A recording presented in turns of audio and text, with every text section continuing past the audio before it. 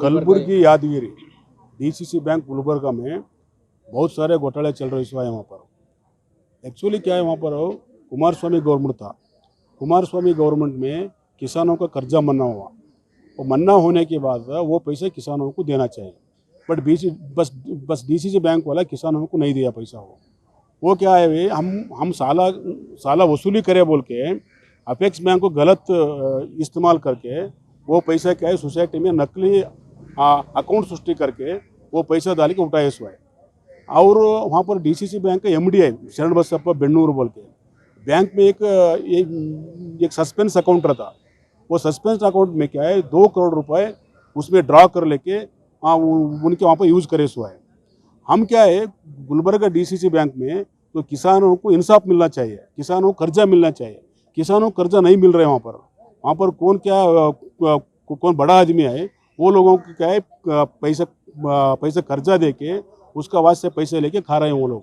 इसके लिए वो डीसीसी बैंक के बारे में इंक्वायरी होना चाहिए, क्योंकि वहाँ पर डीसीसी बैंक का चेयरमैन राजू कुमार पाटिल तेलकुर बोल के बीजेपी एमएलए है, बीजेपी एमएलए है बोल के वहाँ पर इंक्वायरी नहीं चल रहा है।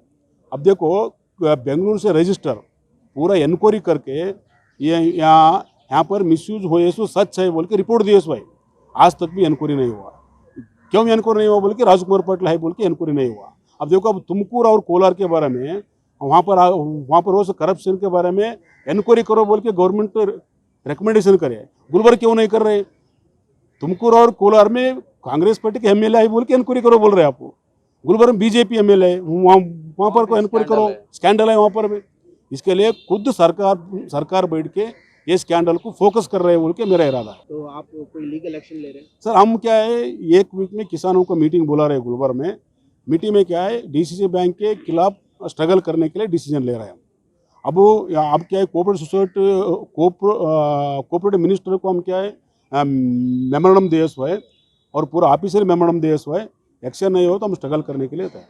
अगर आपने चैनल को सब्सक्राइब नहीं किया है तो जरूर सब्सक्राइब करें, बेल आइकन भी प्रेस करें ताकि खबरें आप तक बर वक्त पहुंच सकें। मजीद अपडेट्स के लिए आप व्हाट्सएप ग्रुप भी ज्वाइन कर सकते हैं, लिंक डिस्क्रिप्शन में मौजूद है।